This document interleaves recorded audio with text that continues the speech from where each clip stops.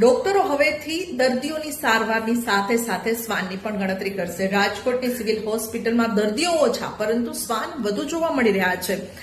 રાજકોટ જિલ્લા સરકારી હોસ્પિટલો અને આરોગ્ય કેન્દ્રોમાં રખડતા શ્વાનનો ઉપદ્રવ વધતા હવે ડોક્ટરોને શ્વાનની ગણતરીની જવાબદારી આપવામાં આવી શકે છે. ગુજરાત આરોગ્ય કમિશનરના આદેશ બાદ તમામ પીએચસી અને સીએચસીમાં શ્વાનની ગણતરી કરીને 3 માર્ચ સુધી રિપોર્ટ આપવો ફરજિયાત કરી દેવામાં આવ્યો છે.